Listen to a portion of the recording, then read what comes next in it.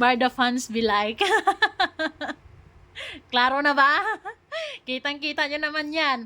Actually, pangalawang, nung unang pictures na nag-holding hands sila, hindi ko masyadong pinansin. Hindi ko masyadong binigyan ng kulay. Pero yung ibang mga Barda fans is nag-overthink na. 'Di ba? And then, this is the second time, 'di ba? Nag-holding hands pa din sila. And meron pang isang picture actually na sweet din sila.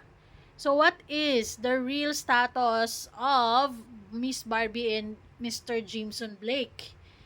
Are they runmate lang or lovemate na? So, paano na ang barda dito? 'Di ba? Paano na mga pusong barda? Ay, move on na lang. Move on na lang dahil kita nyo naman na mukhang hindi naman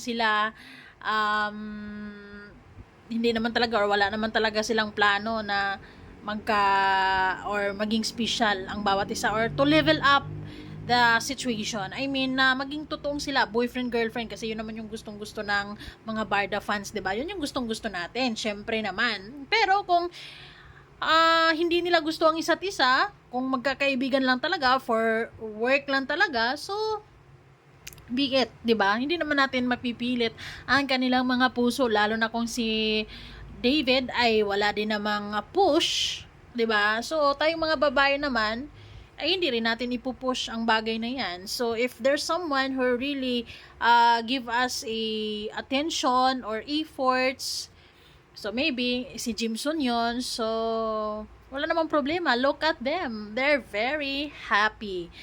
So as a Barda fan, wala na nga silang project together eh. Parang ano bang may plano pa ba ang management sa kanilang dalawa? Or baka talagang pang ano lang talaga sila for work, 'di ba? Nothing more, nothing less. So I think okay, let Barbie be happy, and I think it's time for her to find someone na talagang mag-treat sa kanya as a Disney princess because she deserves it. If si Jimson yun, so si Jimson, correct me if I'm wrong, if Jimson ba pangalan ng lalaki na yan, kasi nung unang picture hindi ko lang pinansin, and then second time na to ay something like naisip ko, parang nga, 'di ba? Ay, runmate or lovemate? Ay, nako naman, nakakaloka. So, para sa akin, kung saan masaya si Barbie, masaya siya with Jimson, correct me if I'm wrong kung ano ang totoong pangalan ng guy, kasi hindi ko masyadong familiar siya. Though nakikita ko siya, pero hindi siya like sikat, 'di ba? Ay hayaan na lang natin silang maging masaya.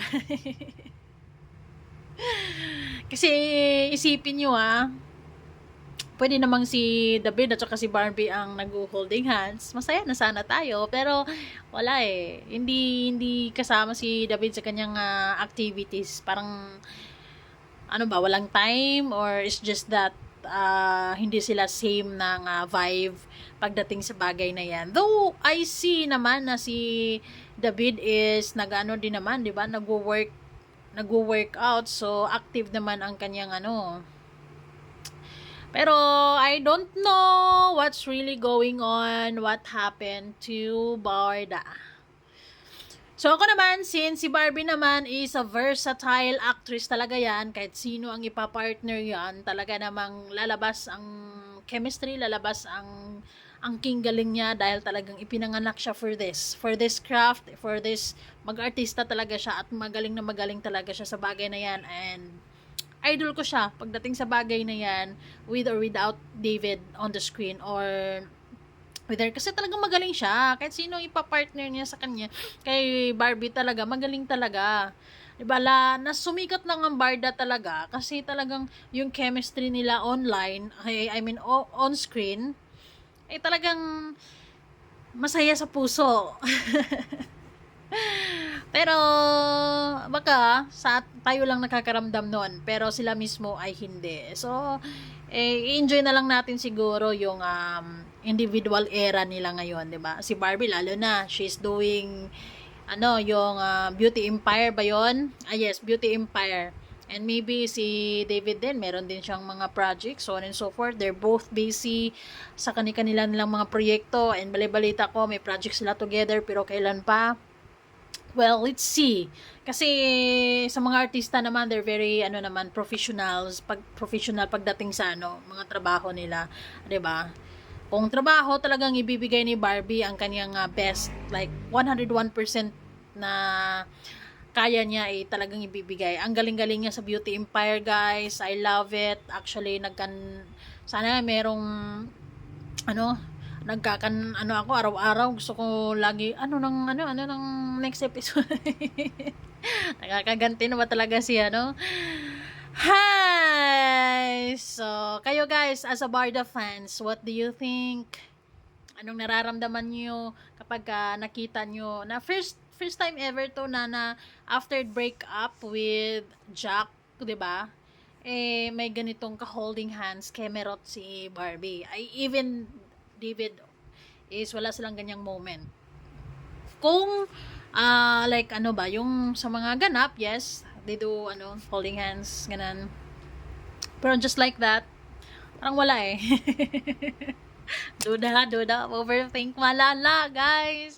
Ay, nako, ako naman, wala naman akong problema about this. Kasi, I am very open-minded, malawak ng pag-unawa at suporta ko pagdating kay Barbie, because ang minahal ko naman siya or sinusuportahan ko naman siya sa galing niya, sa angking galing niya sa industriya, sa ginagawa niya, 'di ba? Talagang talagang baka baka sila nga. Ay, nakakaloka. Ay. Pero, napapansin ko sa mga Barda fans is, hindi na rin naman sila masyadong umaasa sa kay David at saka kay Barbie. Wala din kasing parang walang special na ganap of cam. Parang ganun ba? On cam, okay. Pero pag off cam, parang baka wala. Kasi parang friendship lang talaga yung touring nila sa isa't isa. Parang hanggang dyan na lang talaga sila. They're very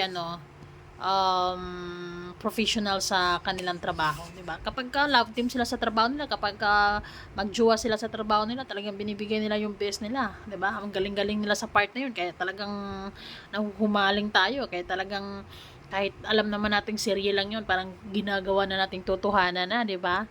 Pero iba talaga sa totoong buhay talaga. So, kayo, alam ko mas matalino kayo sa akin, marunong kayo, magaling kayong analisa sa mga bagay-bagay na to. What do you think between these two? A runmate or love mate? Ay, ang totoong status sa kanilang dalawa? Are they a real couple na ba? Or nagliligawan pa? Nagliligawan stage? Or what? What do you think? How do you feel?